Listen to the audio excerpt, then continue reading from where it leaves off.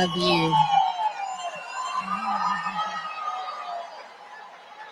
Well, I have to tell you, flying out of the District of Communism yesterday, it sure does feel good right here in this room. Flying out of the District of Communism yesterday, it sure does feel good right here in this room. My reason why, and I tell you what, these guys down front right here, you all socialism sucks. My reason why, and I tell you what, these guys down front right here, with your socialism sucks signs. You know, that was my first campaign slogan. Save America, stop socialism. You know, that was my first. But we have a bigger fight. We have a bigger fight, ladies and gentlemen. I really want to talk to you about it. Well, I want to come out. We have a bigger fight. We have a bigger fight, ladies and gentlemen. I really want to talk to you about it. Well, I want to come out here and throw you all promises. You know, November 4th, politicians that do that. The real campaign war in this country started. You know, November 4th, 2020 is when the real war in this country started. They stole the election.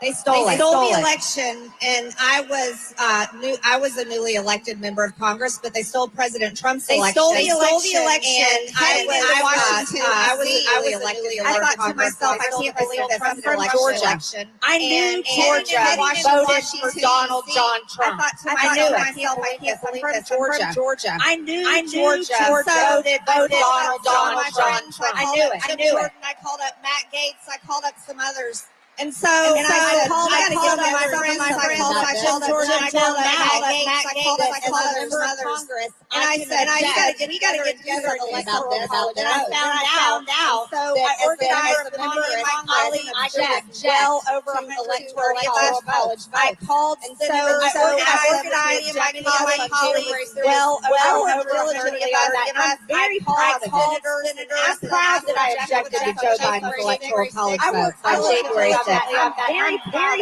of it. I'm proud that I objected to Joe Biden's electoral college votes on January 6th. And then I was shocked, absolutely shocked at what happened that day. Americans and then I was shocked. An election, by the way, Americans at what happened that day. Owned the election. Americans protested for the election. By the way, Americans owned the election. God paid for the election. Pay for it. To have free and fair elections. Have a God-given right by our Constitution to have free and fair elections. You have the right to bring your grievances before your government.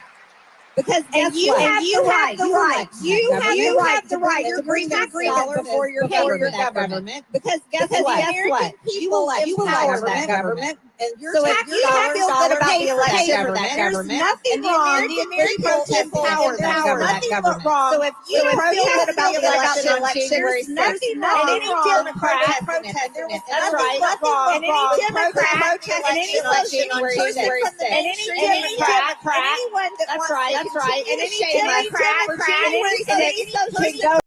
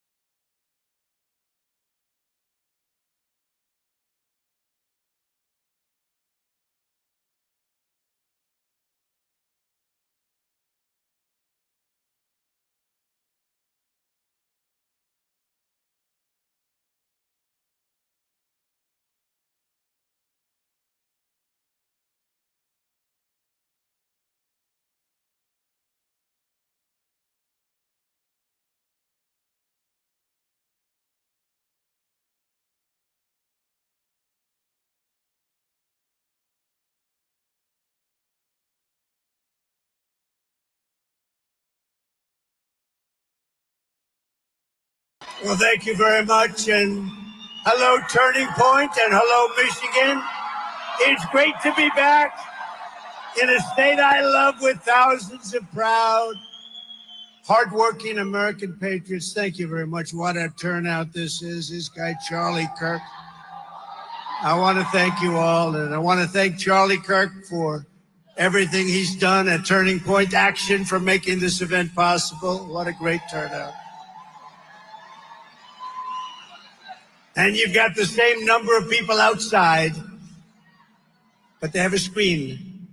That's not as good as where you are. At the end of the speech, I'll be taking some questions. So this is different than Joe Biden. He doesn't take any questions. And he doesn't make any speeches. Let me also thank members of Congress that are here. They're warriors. They're incredible people. Byron Donalds, wherever Byron may be. Good speech, Byron. Thank you very much. Byron, thank you very much. Great guy. Big future. Matt Gaetz, very popular guy. Matt Gaetz. Thank you, Matt Gaetz. And Ginger. Thank you, Ginger. Thank you for being here, Ginger. Great couple. Eli Crane. Eli, thank you. We're leading your state, Eli, by a lot. Warren Davidson. Warren, thank you. Thank you very much, Warren. A woman who's very quiet, very shy, but very professional, Marjorie Taylor Greene.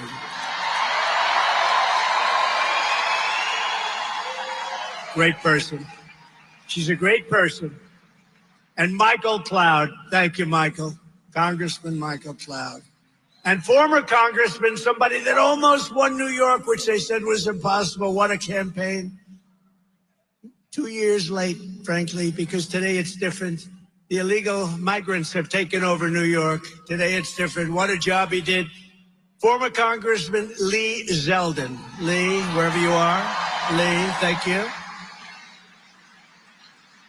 Also, a person who's really a terrific person. I've gotten to know her well. Congresswoman Tulsi Gabbard. Thank you, Tulsi. Thank you, Tulsi. And you all know my son, Don. He's out there working. He's such a good boy. And Kimberly Guilfoyle, I heard her speak. They really gave some good ones. Thank you, Kimberly. Thank you, Don. A man who is really special, very important. I think the most important man in the room for what we're doing, RNC Chairman Michael Whatley. He's doing a great job. And Michigan GOP chair, I wanted him from day one. I said, Pete, you got to do it. You got to do it. And he was a great and successful politician. He then went on. I took him as ambassador. Pete Hoekstra, fantastic guy, head of the GOP. Good job. And we have the Nebraska GOP chairman here, too, Eric Underwood. Eric, thank you very much. Thank you, Eric, for being here. We have a man who's got a really successful show. Everybody watches it. I watch it as often as I can. And he's a smart guy, and he's actually got a big heart, but I won't tell people that because I'll ruin his reputation. Steve Bannon. Where's Steve? Where's Steve? Where is he?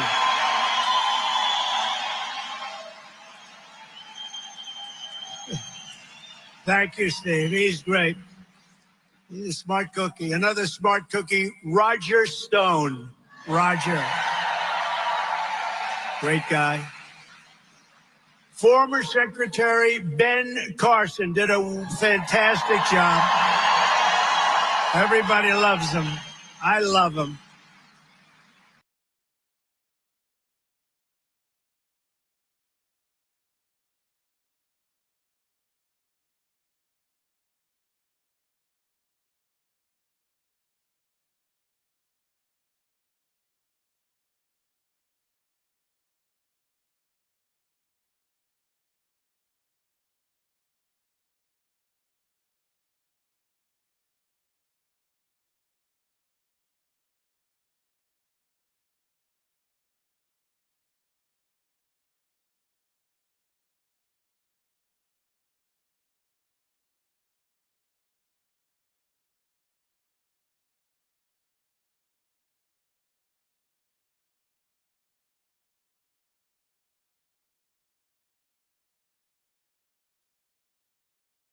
In my first week in office, I terminated TPP, Trans-Pacific Partnership. Would have destroyed your state, would have really destroyed trade in our country.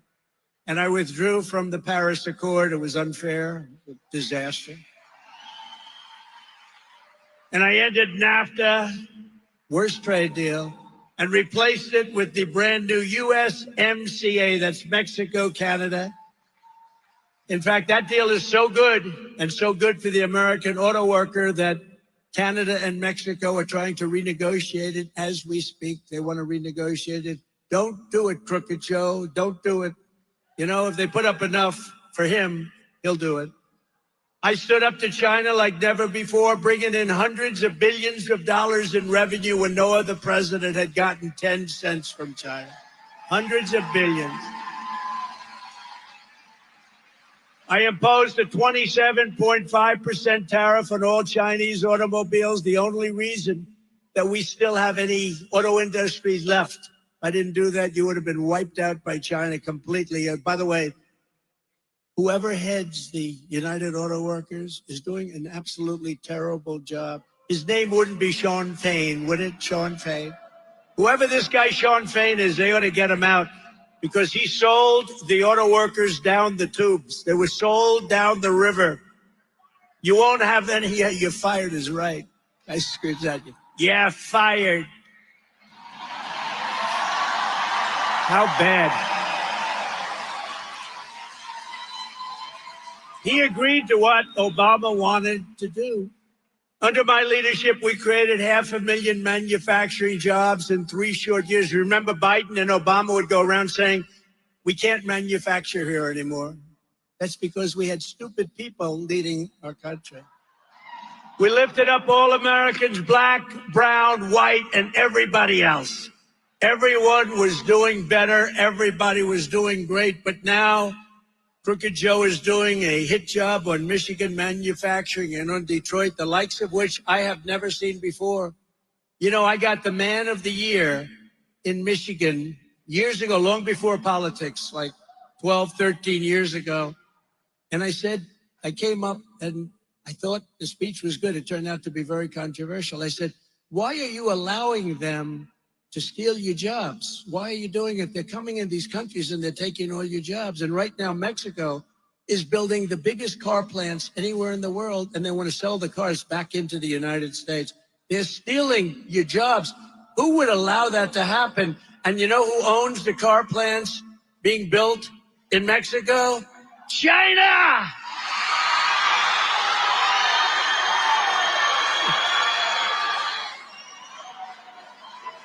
Crazy. It's crazy. Who would believe it?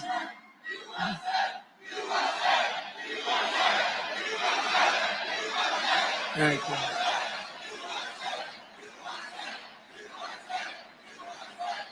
Thank you very much. Low IQ Joe Biden's insane electric vehicle mandate will totally obliterate the U.S. auto industry, and it won't take long. Just so you know, we have the greatest army tanks. I saved it. In Ohio, a plant. When I was president-elect, they said, sir, they want to close our army tank plant. Makes the best tanks in the world. I visited in Lima, Ohio. And I saved it. I said, how can you do this? I looked, the complexity, you'd never be able to build a plant like this. Turned out we made more army tanks than anybody. They did a great job, but they want to make them now electric so that when you go into enemy territory and you obliterate the enemy and you knock down and those tanks are firing, you do it in a environmentally friendly way. The problem with the army tanks, like cars and like trucks, the problem is that you would have to bring a battery pack along. You're going to pull it like a little wagon, like a child pulls a wagon. So they want to build a army tank, but the battery is very big and very heavy, much heavier than a thing called diesel, much heavier than diesel fuel. And you got to see this tank. It's like a wagon, and there's a big thing that is pulling in the back. And even with that, it doesn't go far. And lots of bad things happen, like it doesn't take cold weather very well. and it's really bad in heat. But it is environmentally friendly, remember that. Of course, making it is an environmental disaster, so that more than makes up for it. And they want to have your jet fighters now. I got more planes. I rebuilt our entire military. They want to make your jet fighters use a fuel that's environmentally friendly, but it makes the plane 18% less efficient. So that's the difference between in a fight with the enemy, winning and losing, a minor difference. But you go in again, they want to go in a clean, environmental way as we bomb the shit out of a country. Can you believe this? No, who are the people that are destroying? Who are the people that are destroying our country?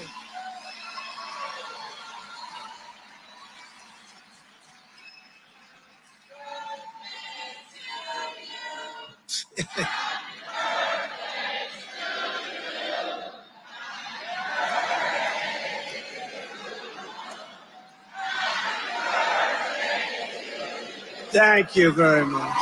Thank you. I feel very young.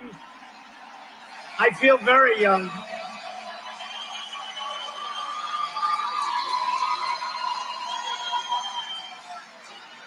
I don't know what it is, but I feel better than I did 30 years ago. I don't know what the hell's going on. I don't know. I feel very good. So we can't let these people destroy our country like this. I mean, they're going crazy. Today you read where they don't want to have any water in your dishwasher. So your dishwasher won't work. And they think that's good. So what you do is you keep having it go on and on and on. The electric bill is 10 times more than the water. And these are areas that have so much water, they don't know what to do with it. They're flooding. They're floodplains. They have so much water in many cases. No, we can't do that. You know, I ended that. I went to, in Ohio, a great company was going out of business because of dishwashers. They wouldn't give the water. You couldn't sell the product. And South Korea and China were dumping dishwashers in here for half the cost. They weren't as good. Whirlpool, but half the cost, they weren't as good. And I went and I saved it. I put a 50% and 100% tariff on all of these dumped machines. And I saved that company. And then I said to the head of the company, who was great actually, called me, said, we don't know what to do. You can't, I mean, they're dumping this stuff.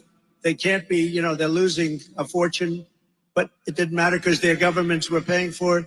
He said, I don't know what to do. I said, it's okay. So I solved the one problem. They're not dumping. What's your next problem? They don't allow us to use water. We need more water. You can't wash dishes unless you have a certain amount of water. I said, how much do you need? We need just a little bit more. He said, I'll give you a lot more. I gave him a lot more. Now they want to end it again. You ever go into a new home where you have a shower where the water doesn't come out of the shower head? They put a restrictor on. I took all the restrictors off. I took them off. I've had the experience. I take a shower. I want that beautiful head of hair to be nice and wet. Lather. I want it to be lathered beautifully. And I get this best stuff you can buy and I dump it all over. And then I turn on the water and the damn water drips out. Takes me. I can't get the stuff out of my hair. It's a horrible thing. No, it's terrible. Or you turn on the sink and the faucet. You turn it in, and no water, practically no water comes. So you leave your hands under there. You're trying to get the water. Well, I revoked all of that stuff. And they just put it back on. Isn't that terrible? And these are areas that have a lot of water where they don't know what to do with it. It goes out to sea. And we'll turn it back on the first day. We're going to do a lot of things on the first day. We're going to take care of a lot of problems. First day in office, we're going to close up the border. First day in office, we're going to drill, baby, drill.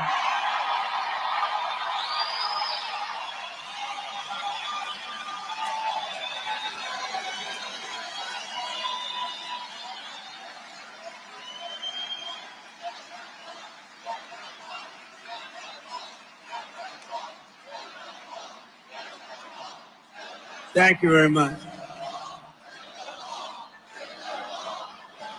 Think of it. We built hundreds of miles of wall. It was so great. Mexico is not thrilled. I went to Mexico. I said, you got to take back the people you sent in. They said, no, no. I said, in fact, you have to do more than that. You sent so many people. You have to give us 28,000 soldiers. They said, no, why would we do that? The president, who I liked, actually, he's a socialist, but we got along very well. I got along good with all of them, but that didn't mean they loved my policy. My policy was brutal. I mean, think of it. China never paid us 10 cents. I told you. Now they paid us hundreds of billions. You think, and I like President Xi, but do you think he really likes me too much? In fact, Biden's having a hard time taking off the tariffs because there's so much money coming in. He doesn't know what to do. But he'll do what his communists tell him to do. But think of it. So Mexico said, no, we're not going to give you 28,000. I said, yes, you will, 100%. They said, we're not going to give you. Why would we do that? They laughed at me. They thought, what kind of a person is this that would ask for such a stupid request? I said, no, you're going to give it 100%. And I had it out a little bit with the president. I said, listen, you and I are friends. Just send me a negotiator, please. And they sent a man, and you've heard this. I told it a couple of times. A handsome man from Mexico, tall, dark, and handsome. He was wearing the most beautiful suit I've ever seen. And I wanted to ask him, who is your tailor? But I said, that's not a good way to start a negotiation. So I figured I wouldn't do that. I'd skip on his tailor. But I said, listen, we want to give, and I said to the Secretary of State, and I said to people that work in the State Department, give me a best of list, 10 best of. I want your best of, the 10 things that you want. And they wrote 10 things down, and a woman from the State Department, a very nice woman, but a lousy negotiator, she said, for these things for 25 years, you'll never get them. I said, 100% I'll get them. She said, you won't, sir. I said, just sit back and watch. So this gentleman came in with a beautiful suit, handsome guy. And I said to him, I want 28,000 soldiers. I want a thing called Remain in Mexico, meaning everybody has to remain in Mexico. They can't come into our country until they're vetted and checked, which was very few people came in. We had the best border in history. Now we have the worst border in the history of the world. But I said, I want 28,000. I want Remain in Mexico. Nobody comes in until they're vetted and checked. I want catch and release. You know what catch and release is? We catch and release, and then we release the people into our country. We say, come back in 5 years for a court case, but nobody ever comes back, except for the really stupid ones. Nobody ever comes back. And 7 other things that were worse. And I put the list before him, and he laughed at me. He laughed at me like I was a fool. He laughed at me. I said, do you think I'm a fool? No, sir, but these are foolish things you're asking for. He said, you're going to do it. No, I'm not. I said, you're going to do it 100%. You're sitting there, right? You're going to do it. And now he starts to get a little bit strange because he say, why does this guy have such confidence in this? And I said, you're going to do it? He goes, no way. And I said, way. Then I told him. I said, here's what's happening. If you don't do it, I have before me a document right here. It's right here. And I said, you don't do it, I'm signing this document. This was a Friday afternoon. I said, on Monday morning at 7 o'clock, we're putting on 25% tariffs on everything that comes in from Mexico, including all the cars that you stole from America, all those newly manufactured Mexican cars that come in by the tens of thousands. And then you have 1 month, and it goes to 50%, then it goes to 75, then it goes to 100, and I think I'll stop at 100. And that's many times more than the cost of 28,000 soldiers. And he said, sir, he couldn't breathe. I said, are you okay in that beautiful suit?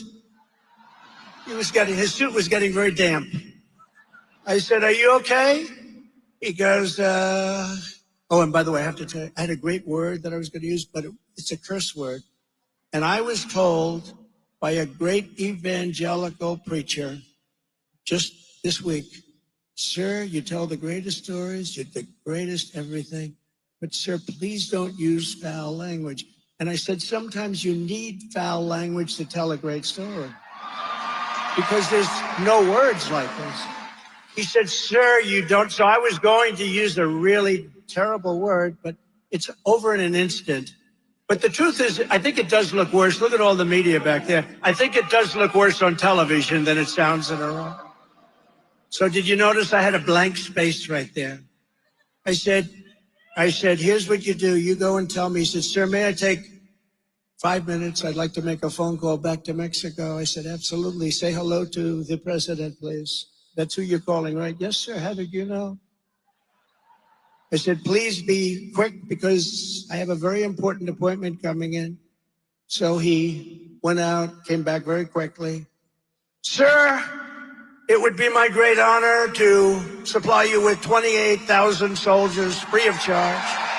It would be my great honor to create a new policy of stay in Mexico or remain in Mexico. And sir, it would be my great honor to have catch and release in Mexico as opposed to catch and release into the United States. And those other things, sir, we would like very much to do that also. By the way, the woman from the State Department, she almost had like a heart attack. She couldn't believe it. And she was a good woman. She was actually happy. A lot of them would be unhappy because, you know, they would have been right about the point. She was actually happy. She couldn't believe it. I did many, many things like that. I did it with Macron. You saw Macron taking advantage of Biden just the last couple of days. He's looking at him like, how dumb is this guy? What the hell is... They're landing in a parachute, and he turns around not to watch the guy landing, but to watch a tree behind him. And the new and very respected leader of Italy, I didn't know who that was. A woman came up to him and turned him, spun him around like he was a top. He had no idea where the hell he was. He's watching a parachute land, and he turns around to look at trees.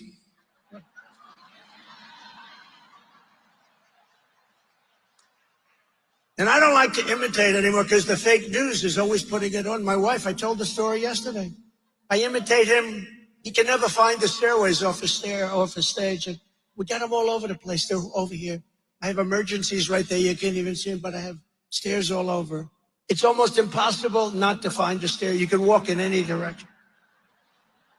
And I imitated him getting lost. And do you ever notice he always goes like this? He makes a speech that lasts for about a minute and a half. People come to listen to him. You know how many people come? Like we have this massive room that's packed to the corners, and outside you got more people. Listen. He can't fill up the 8 circles. And I said, by the way, the 8 circles were meant for COVID. They're meant for COVID. You don't have to use them, but they use them as an excuse because nobody comes. So he's up. And he's before a tiny little crowd, 30, 40, 50 people. And the speech lasts for like a minute. And then he's looking for the exit, and he goes like this. He always does it. He points, and he's pointing in the right direction, and then he walks in a different direction. And I said to our great First Lady, I called her, and we had a big crowd that evening. You know what? We had 107,000 people in New Jersey 2 weeks ago. 107,000 people. Matt Gaetz was there.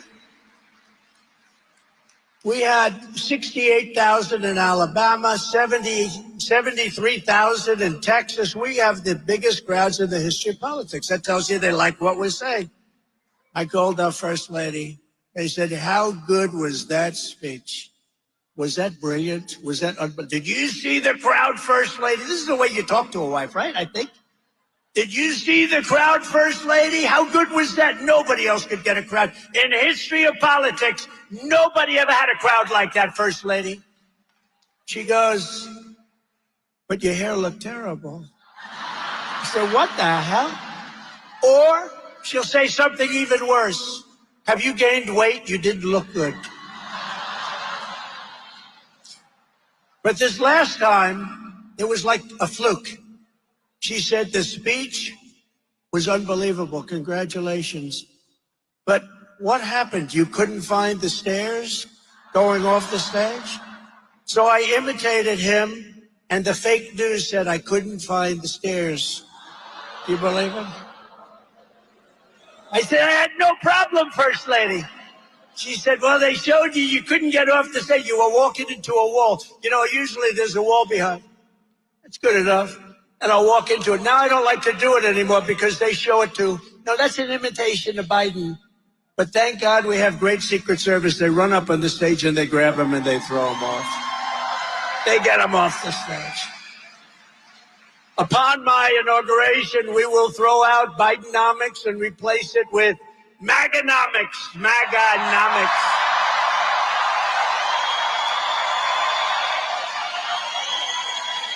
And in less than 4 years, Crooked Joe's inflation nightmare and energy price hikes, the likes of which we've never seen before, they've cost the typical American household $28,000. The monthly cost of a typical mortgage has doubled and tripled even. We had it at $2. Think of this. We were at 2.3%, and he's at probably 10%, but you can't get money. The numbers are crazy. The food numbers, the energy numbers. Yet Joe Biden has no plan. He's got absolutely no plan.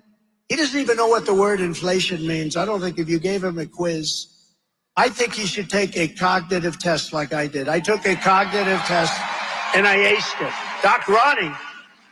Doc Ronnie Johnson, does everyone know Ronnie Johnson, congressman from Texas? He was the White House doctor. And he said I was the healthiest president he feels in history. So I liked him very much immediately. In fact, he said if I didn't eat junk food, I would live to 200. That's what he said. But I said, Ronnie, should I take a test? He said, well, you know, it's Walter Reed. It's sort of a public hospital. If you don't do well, they're going to find out about it. I said, well, you know, like I'm a smart person. How tough is it? He said, it gets very tough as you get to the middle of it. And I did something that he's never seen done. I aced it. I got every question right. I aced it in front of a lot of people. And I think presidents, you run for president. Now, I understand that it's not constitutional. Can you believe it's unconstitutional to have that test taken? So we have to live with guys like Biden. But you know what? I don't think we're going to live with them for long because I've never seen such enthusiasm. I've never seen anything. We won twice. And we never had anything like what's happening now. But I'll stop Joe Biden's inflation-causing spending spree and impose an immediate moratorium on all of Crooked Joe's hundreds of billions of dollars in waste.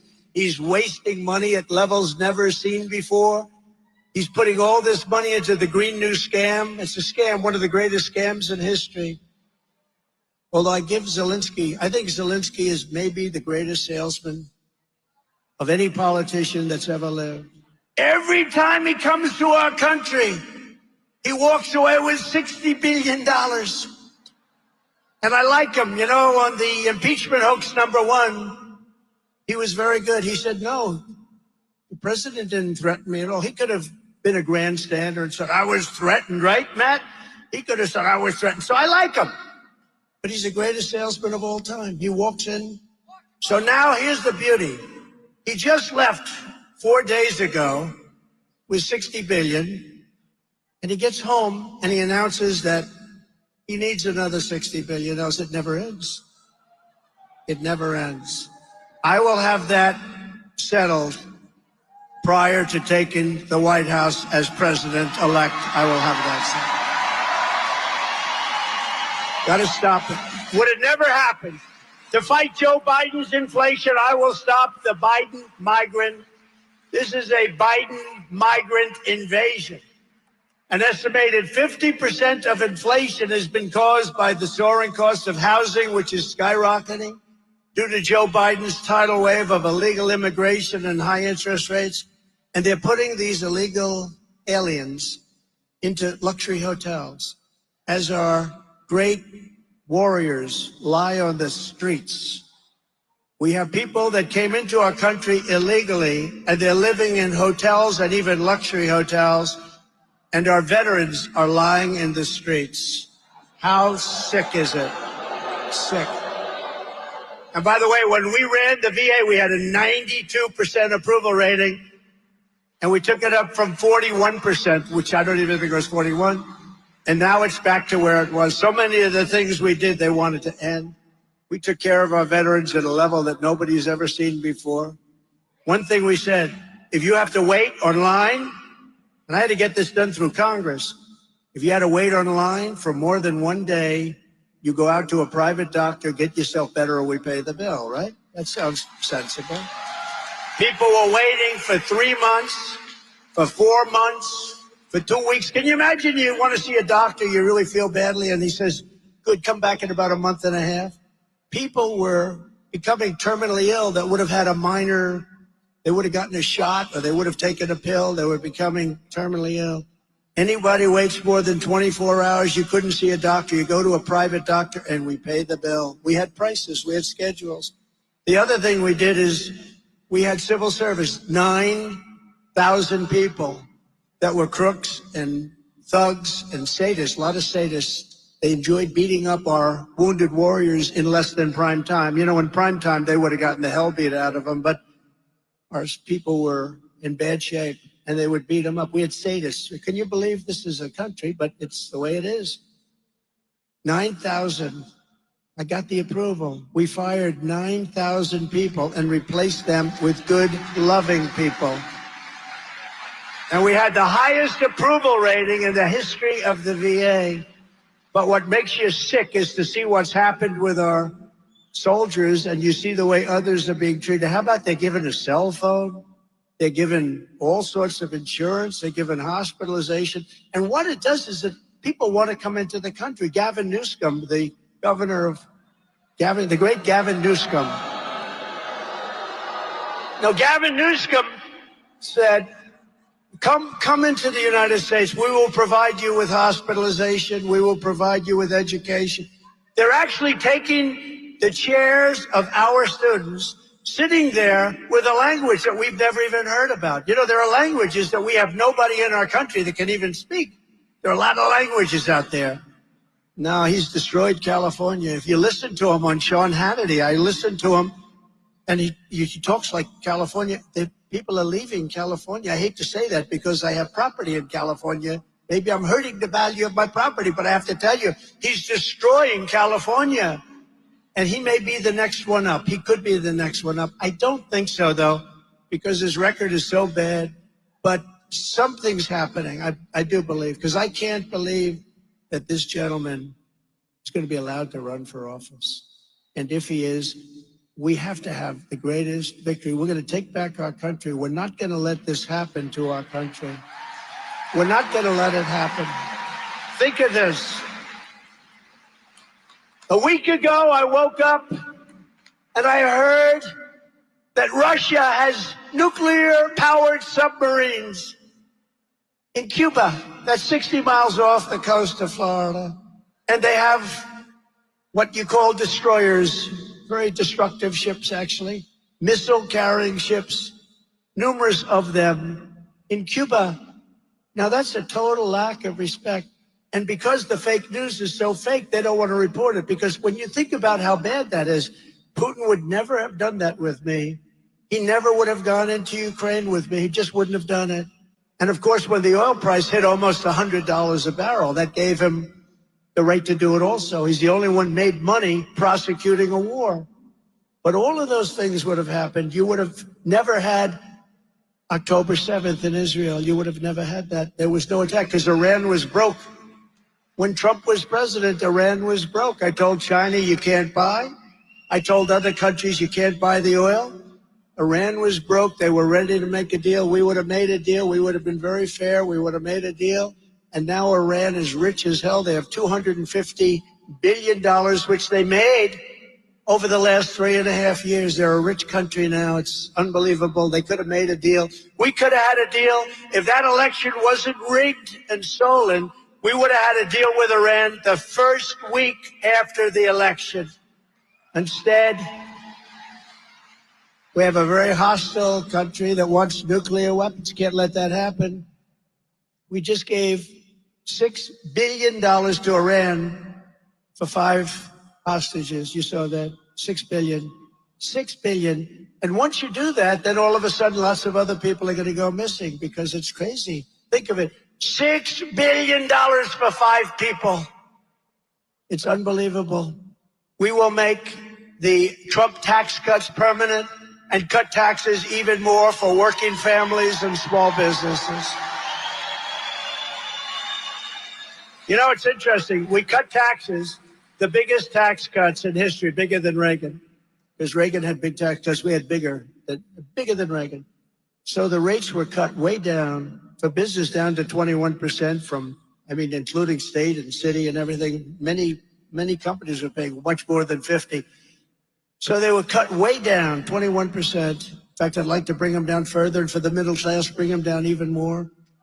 They're going to let them expire. They're going to give you the biggest tax increase you've ever had, ever, by 4 times. But the amazing thing is we cut the rates way down, and we took in more money than we ever took out before. So with a lower rate, the incentive was so great. People were doing things. Businesses were thriving. So with a much lower rate, we took in more revenue than we ever took in before. It's an amazing number, right? Who would think?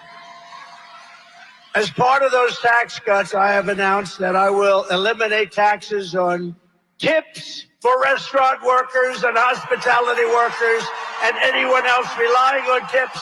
No more taxes on tips. No taxes on tips. None. None. In fact, on your receipt, when you get your receipt for a restaurant, you know who sent me one? Kid Rock. How good is Kid Rock? Isn't he great? But he sent me a receipt. And he wrote on the receipt, vote for Trump and you won't pay taxes on tips. He wrote that on the receipt. I said, that's very smart. That's very smart. Smart guy. So for restaurant workers, for hotel workers, for caddies, for car people, it's a lot. But anybody receiving tips, there's no more tax on tips. And I think that's going to be a great thing. You know, they earned it. A lot of people don't get tips. You don't like the service, you don't give them anything, right? You don't like the service, but somebody does a good job, they're supposed to pay tax on it. No, so we're ending that immediately, effective immediately when we get in. As we rescue our economy, we'll also seal the border and send Joe Biden's illegal aliens back home. We have no choice. It's not sustainable by anybody. We have no choice. Less than 4 years ago, I handed crooked Joe Biden the strongest, most secure border in U.S. history. We built 571 miles of border wall. We ended all catch and release. We shut down asylum fraud like nobody's ever thought even imaginable. We had remain in Mexico, safe third agreements, and Title 42 all done and all agreed by Mexico. You think that was easy? It wasn't easy. It was nasty, actually. And we paid nothing for it. Nothing. Just like we gave Macron nothing, I was going to say. He was going to put a 25% tax on everything, anybody doing business in France. I said, you can't do it. He said, oh, Donald, we would love to do this. It was passed by our legislature and our parliament, or whatever the hell he calls it. And I said, no. So I gave it to Mnuchin and some people. I said, go deal with France. Tell them they're not going to do it. And they came back. They couldn't make the deal. And then they came back again. I said, you have one more day, make the deal. They couldn't make the deal. I called up Macron. I said, Emmanuel, how are you? How are you, Emmanuel? You saw the way he was toying with Biden 2 days ago. He was toying with Biden. Got Biden to sign things. I can't even believe it, what they're signing away. But he was toying with him. And I said to him, listen, Emmanuel, if you don't drop that tax immediately, no, I cannot do that. I said, yes, you can. If you don't tax it immediately, all wine, every bit of wine, every bottle of wine and champagne that you send into the United States, we're putting a 100% tariff on that wine or champagne. We don't want your wine and champagne. We make great stuff over here.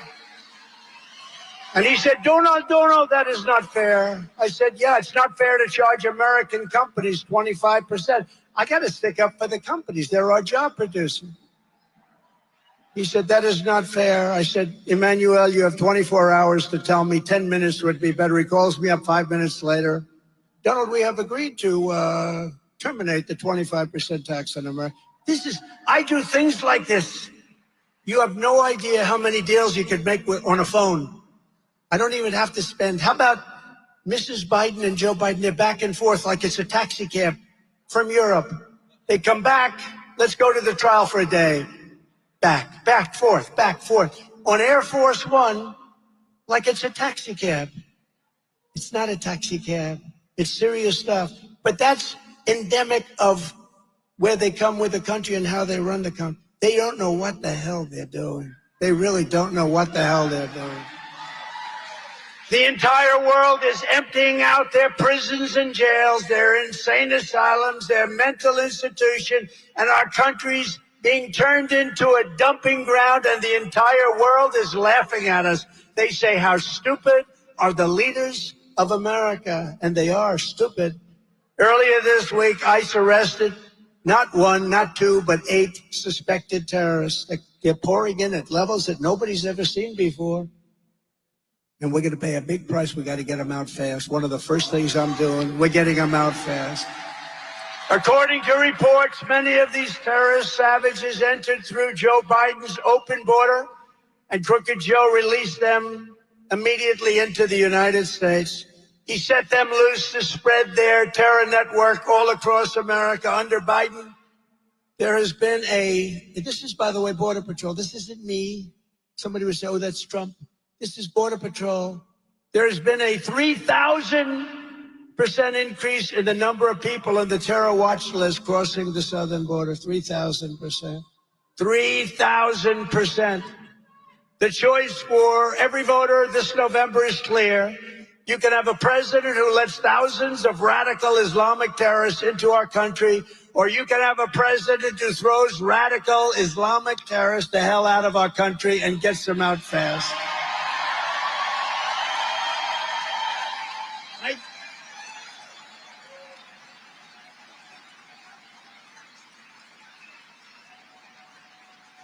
Crazy. On day one of my new administration, we will begin the largest deportation operation in American history. We have no choice. This is not sustainable.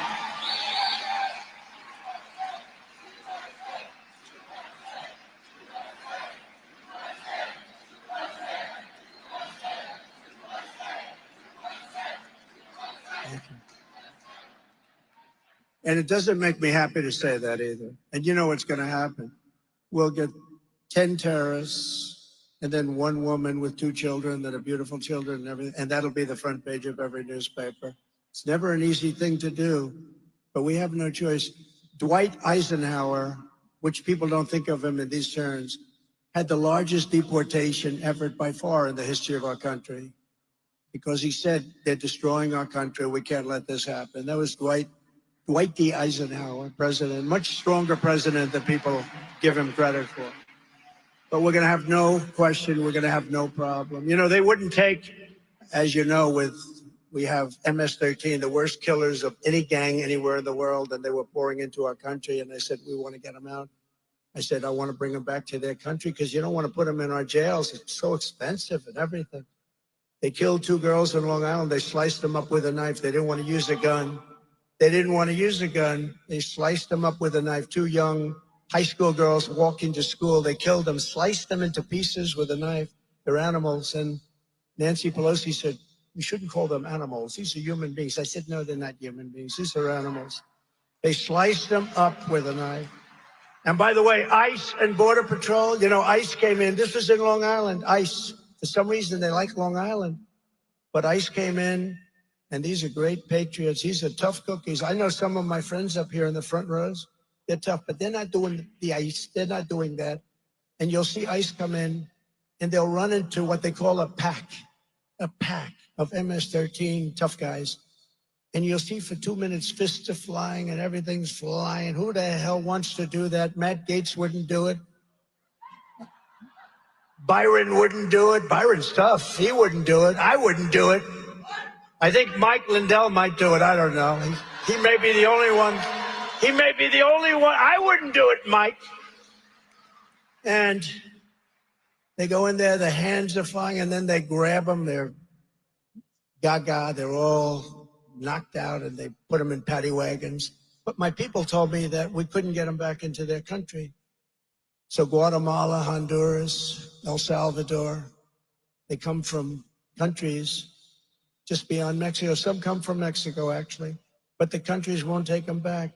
They clogged up the runway so that a plane can't land. They blocked all the roads so the buses couldn't get in.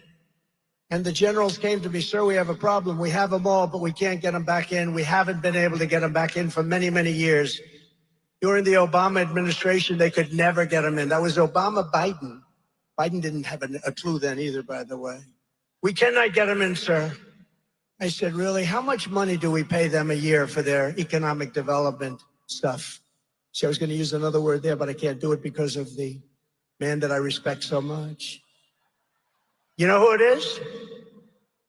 Franklin Graham. I can say that. Who's a great guy.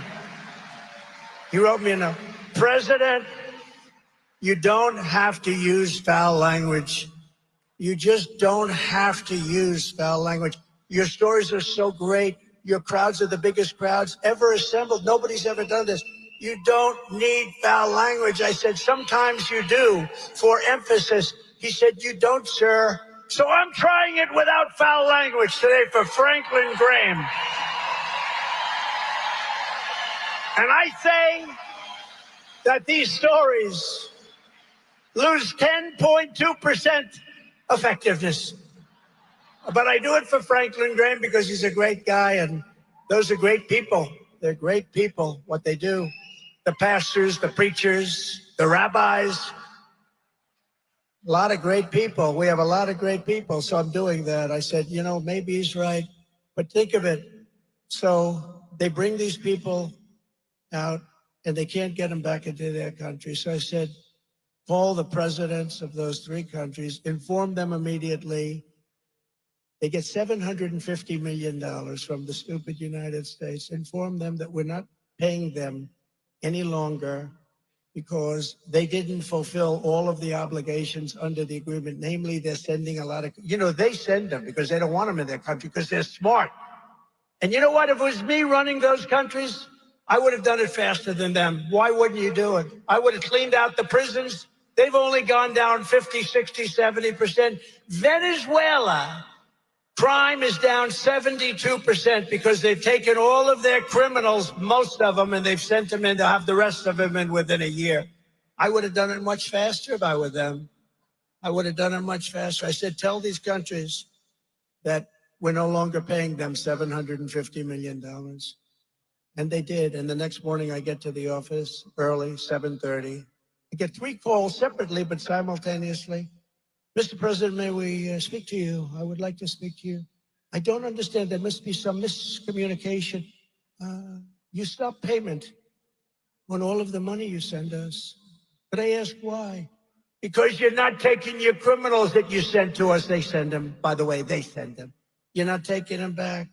Oh, sir, we would be delighted to take them back. It would be our great honor to take back 400 MS-13 savages. It would be our great honor.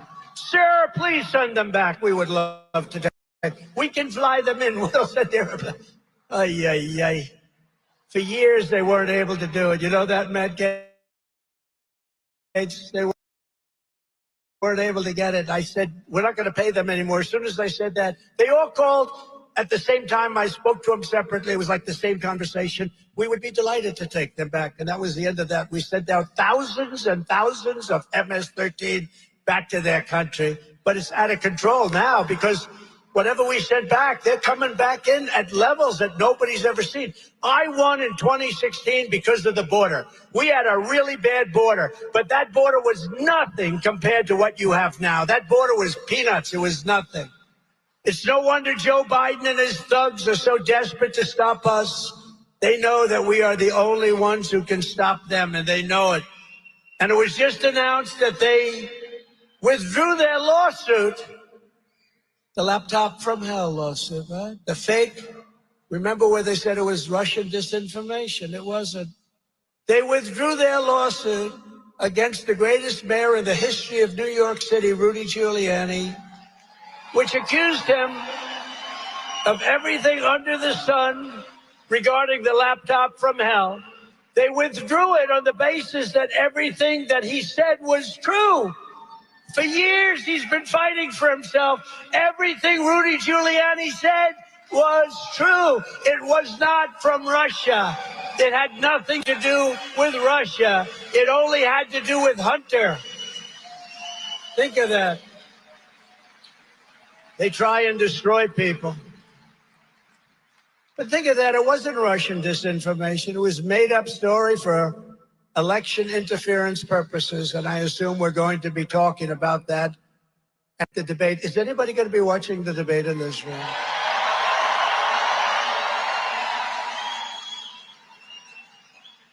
You know, they gave me an offer that I couldn't accept. They said it's fake Tapper is the moderator. They said it's a sit down. It's a very sterile room, nobody in, nobody allowed in, nobody allowed, not even your family, nobody allowed in. There'll be no audience whatsoever. And they turn off your mics when you finish speaking. They're trying to make this very exciting, right? They turn off your mics so that you can't talk while the other man is talking, but maybe that's a good thing. Maybe that's positive. Let him talk. But so they assumed that I would say no because, you know, you got CNN, fake news, which their camera just went off. Look, their camera just, the light just went off. The CNN.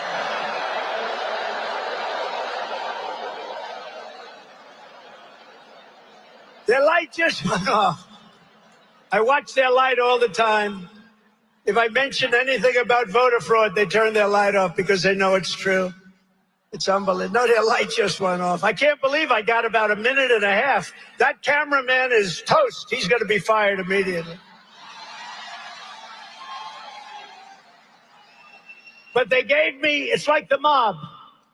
They gave me an offer I couldn't accept. I said, I accept. Because we want to get him to a debate. Because here's what happened. They made an offer that was so ridiculous. And they knew I was going to say no. And then they could go, they say, Biden wanted to debate, but Trump refused to debate, right? But Trump refused to debate. He wouldn't do it. But I said yes. And now they don't know what the hell to do.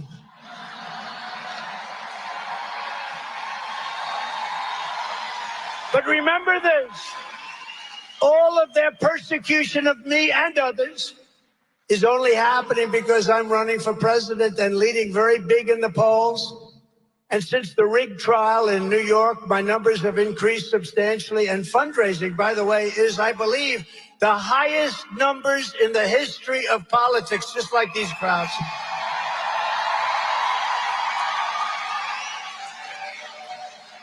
Because you know what? The people of our country know, they know it, they watch it, they see it's fake, it's rigged. There was no crime. The greatest legal minds in the country, Alan Dershowitz, Andy McCarthy, Greg Jarrett, all of them, great. These are great legal minds, all of them, every single one of them. Greg Jarrett wrote the most beautiful report.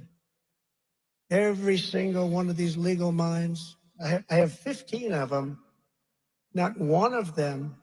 Jonathan Turley has been unbelievable, great, very talented guy. The great one, you know who the great one is? Mark Levin. Mark Levin came out, he said, this is the most horrible thing. They all come out and said, there's no crime, there's no trial, this trial shouldn't be had, et cetera, et cetera. And then I couldn't defend myself because I got a gag order. This is the first time in history a president, a former president, and now the guy that beat all the Republicans in a record fashion, faster than anybody has ever done it. And now the candidate, Republican candidate, big deal, Republican candidate, that's big stuff. The President of the United States has a gag order where I'm not allowed to speak because the judge doesn't want the truth to come out. And he knows I'm the one that when I talk, they listen, people have listened. And that's why the polls went higher. I'm the only one in history who got indicted and my numbers went up. I'm the only one in history who got impeached and my numbers went up. There's never been another candidate in history. When you get indicted or you get impeached, the following events take place. You call for a microphone immediately. Please set up a microphone. Could you do it like quickly? Yes, sir. He then gets to the microphone. He goes, ladies and gentlemen, it's been a great honor to serve you, but I will be leaving office. I have to be careful because they'll put this on as though I'm saying it. So I have to intersperse it with statements like, this is just sarcasm. But they get up to a microphone and they say, I'll be leaving office now. I will fight for my name and reputation, and I will bond and get closer to my family. And you never hear from the poor guy again. That's the end of him, right, Mike? That's the end of the, I've seen it about 200 times. I'm the only one that told the truth. I'm the only one that explained it. And I didn't have to because the people knew it. And they know me so well. They know me so well. They get it. I got indicted more than the legendary Alphonse Capone. Has anyone heard of Alphonse Capone? Scarface. He was so mean that if he had dinner with a person and if he didn't like him, he would kill the person. They would never find him again. Like Mike Lindell. He wouldn't like Mike. Because, you know why? He'd say those ads, they are driving me crazy. Let's get rid of this guy. He couldn't stand those ads. Al Capone would take Mike out in 2 minutes. Mike's beautiful new wife would say, what the hell happened to my husband? You'd never be found. He'd be buried under the World Trade Center. But think of it, Alphonse Capone, Scarface, he was the meanest of them all. He had a scar that went from here to here. Scarface, the meanest, the toughest. I got indicted more than he did, and I didn't do anything wrong. I didn't do anything wrong. Even these great scholars, Jonathan Turley said there is no crime. Andy McCarthy said there is no crime. There's no crime. There was no crime. It's a rigged deal. We have a rigged country. We have rigged elections. We have open borders. Think of it. And the court system now is under siege. It's under siege. We have a lot of problems in this country. On top of that, we could end up in World War III because we have an incompetent leader that should never have been there. He's an incompetent man. As of today, we're leading Biden nationally and in every single battleground state, including the wonderful state of Michigan. Have you heard of Michigan?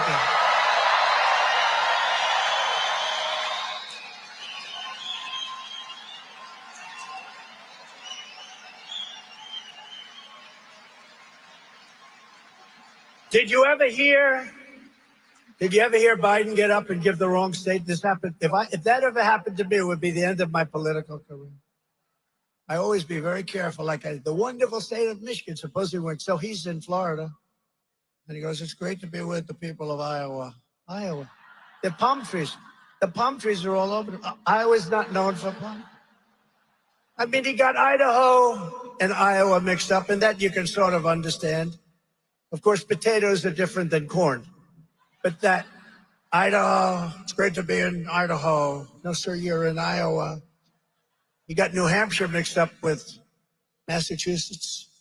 But maybe you can understand. He thought he was he thought he was across the line. But can you imagine if I did that? So when I say it's great to be in the wonderful state of, and I always think, I say, I better get this sucker right. I'm thinking about it long before I make the statement. I'm thinking about, we sure this is Michigan? You're sure?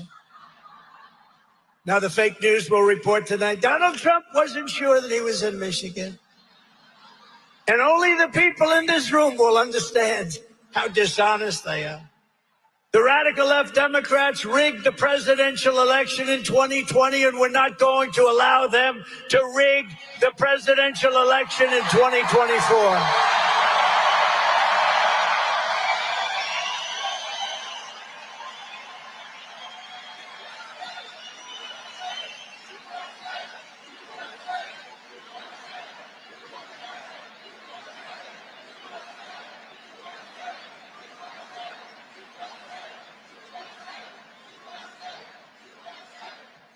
I will tell you, 2016 was Was that the coolest evening maybe in history? Maybe.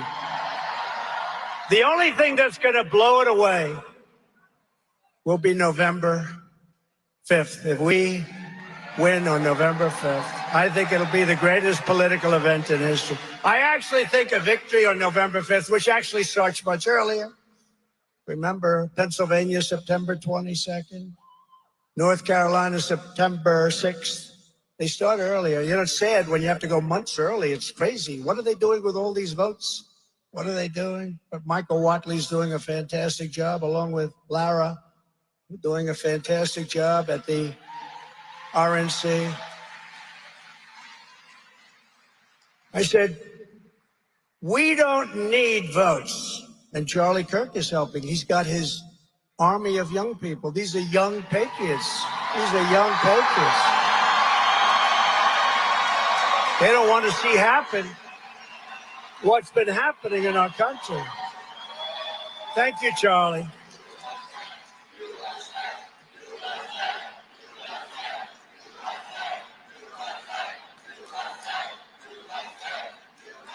Well, thank you, Charlie. And I said to Charlie, and I said to Michael, I said to everyone, listen, we don't need votes. We got more votes than anybody's ever had. We need to watch the vote. We need to guard the vote.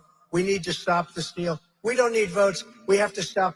Focus. Don't worry about votes. We got all the votes. I was in Florida yesterday. Every house has a Trump sign. Trump, Trump, Trump, Trump. We have to guard the vote. When that vote comes in, from the moment they say they're going to sign, you know, these mail-in ballots are treacherous. They're treacherous. These boxes, these lock boxes are horrible, horrible. And we'll change it, but we have to win the election in order to change it. What they're doing, they have these boxes all over the place. People are walking up. Who the hell knows what they're doing? It's a horrible thing to watch. It's a horrible thing to watch.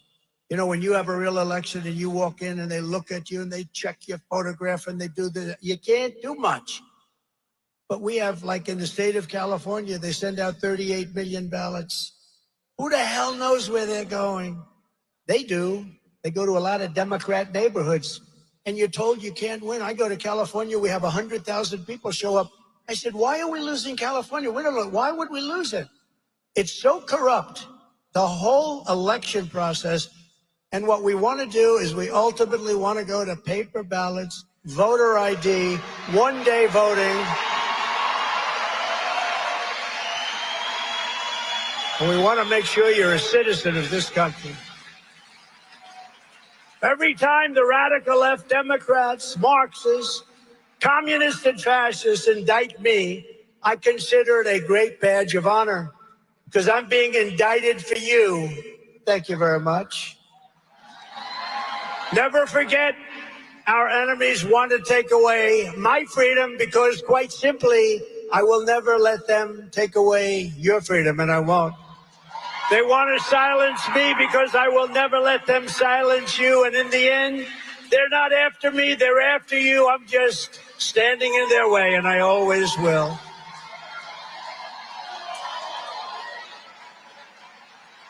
From the very first day that it's we, not me, it's we, that we take back the White House from crooked Joe Biden, I believe we're going to have the 4 greatest years in the history of our country. Before I even arrive at the Oval Office shortly after we win the presidency, I will have the horrible war between Russia and Ukraine settled. We're going to get it settled and stop the death. Under my leadership, we had no new wars. Hillary Clinton, she used to say, look at him, listen to him. He's going to start wars. No, I stopped wars. We defeated 100% of the ISIS caliphate. We brought our troops back home. I had no new wars. I started no wars, first time in 78 years. Instead of a globalist warmonger, and that's what you have. In the White House, you finally had a peacemaker at 1600 Pennsylvania Avenue. These terrible wars, these horrible wars that were started, they never end. We call them the endless battles. Biden's weakness and failure are putting us in grave danger. As president, I will restore peace through strength. In my next term, we will build a great iron dome over our country like Israel has. A dome like has never been seen before, a state-of-the-art missile defense shield that will be entirely built in America and create jobs, jobs, jobs. It will be the greatest dome anywhere in the world. Israel has a dome. Why shouldn't we have a dome? We're going to have the greatest and most sophisticated. And by the way, Ronald Reagan wanted a dome. He was right, but the technology wasn't anywhere near that. You could never have done it then. Today, we have technology. Look at Israel the other day. 300 missiles shot, and everyone but one was knocked out of the air. 300. To further secure America's future and create opportunity for young people, I will end Joe Biden's war on crypto, and we will ensure that the future of crypto and Bitcoin will be made in America. If we don't do it, China will. If we don't do it, other countries will. I will always protect Medicare and Social Security for our great seniors. And you know, your Social Security and Medicare are under siege because of the people coming over the border. And the people coming over the border, all those millions of people, they're inflicting tremendous harm to our Black population and to our Hispanic population. Those people are suffering because their jobs are being taken, their hospitals are being taken, their schools are being taken. They're the ones that suffer most. You know who else suffers? Unions. No union's going to be able to be sustained like this. We will end the weaponization of our government. We will bring back law and order to our country. We will take care of our police officers and our great law enforcement.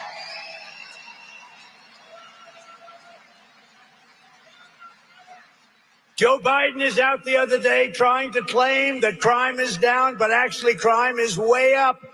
They don't report crime properly anymore, as you probably have heard.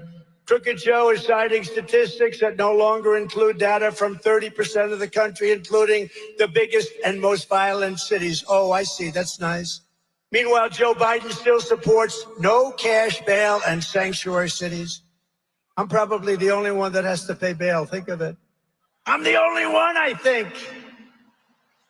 He's responsible for the deaths of countless African Americans from crime, and he also devastated Black families in 1994 with the crime bill. Super predators, remember? That was Joe Biden came up with that. Super predators. The Black people have to remember when they go to vote. That was 1994 crime bill. Super predators, Joe Biden. When I'm president, we will end sanctuary cities. We will once again support our police. We will be going and rebuilding our cities into beacons of hope, safety, and beauty better than they ever have been before. We will take over our horribly run capital in Washington, D.C. We will clean it up, renovate it, rebuild our capital city that no longer will we allow it to be a nightmare of murder and crime. It's a nightmare of murder and crime in our capital.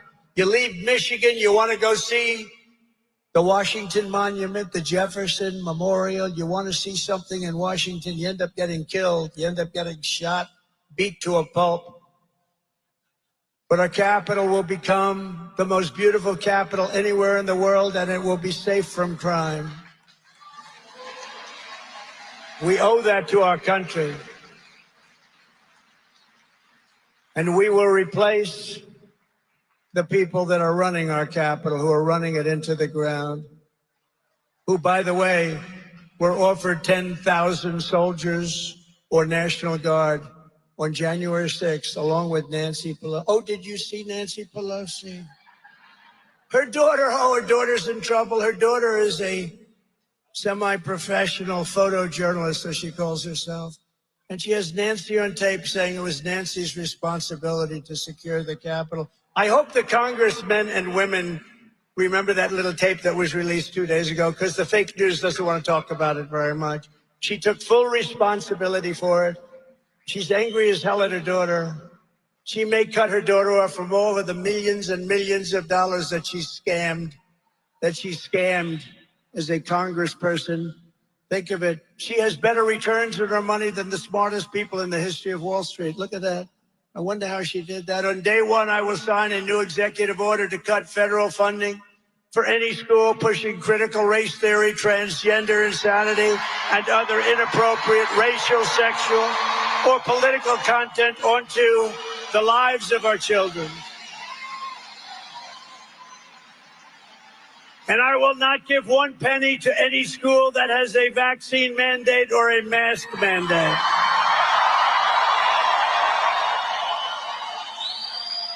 And I will keep men out of women's sports. And I will fully uphold our great Second Amendment. NRA endorsed me, gave me their full endorsement.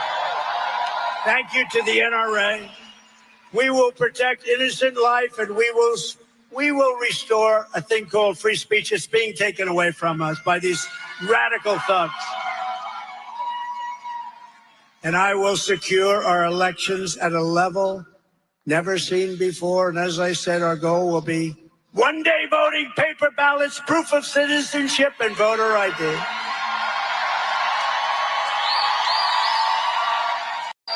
But we have to win. Republicans have to win. We want a landslide that is too big to rig. Remember that, too big to rig. How do you win it? There's a point at which they can't cheat.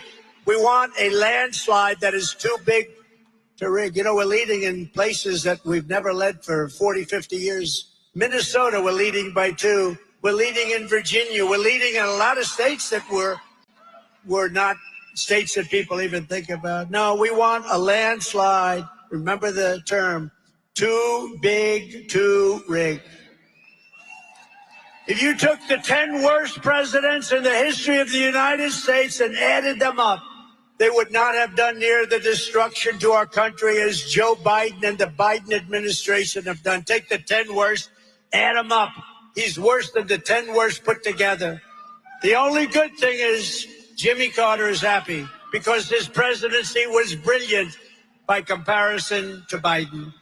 So if you want to save America, I'm asking everybody to go out and, quote, swamp thevoteusa.com to make a plan to vote either by mail or early in person or on election day. Get out and vote and watch you vote. If you want to volunteer to help us turn out voters in your neighborhood, sign up. Get trained at TrumpForce47.com. You got to watch your vote because they destroy votes. They terminate your vote. They do all sorts of things. Watch your vote. You can do it.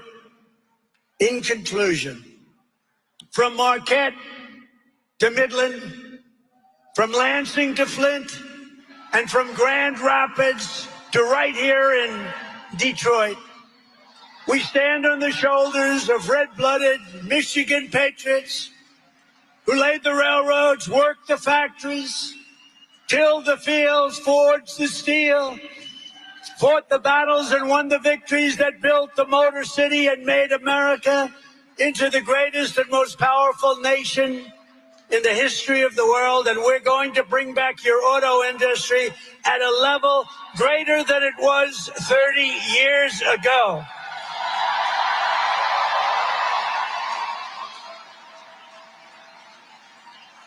But now we are a nation in serious decline.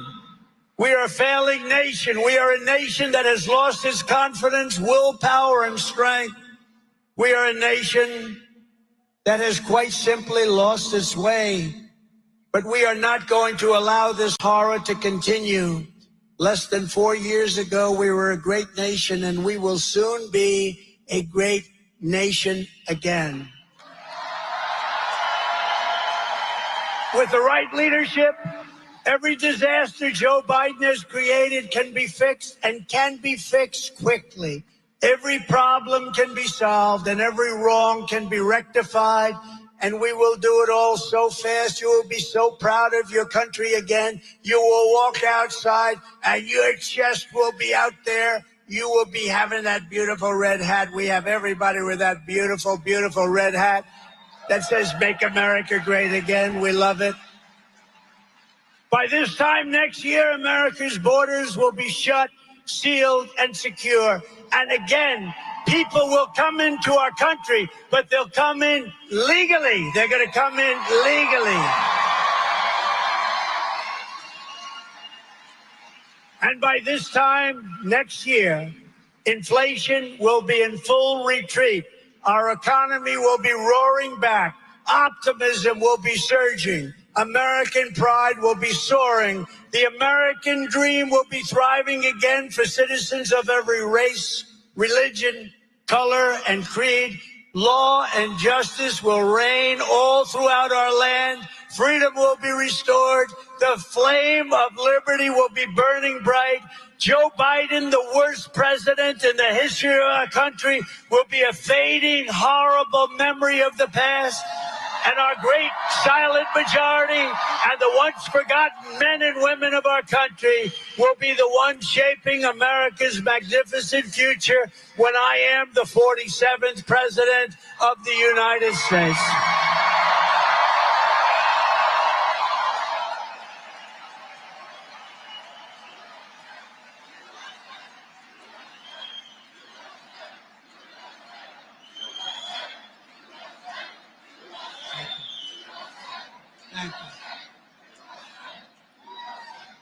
Because we are all Americans, and together we will show November 5th to be the most important day in the history of America. We are one movement, one people, one family, and one glorious nation under God. And together we will make America powerful again. We will make America wealthy again. We will make America strong again. We will make America proud again. We will make America safe again. We will make America free again.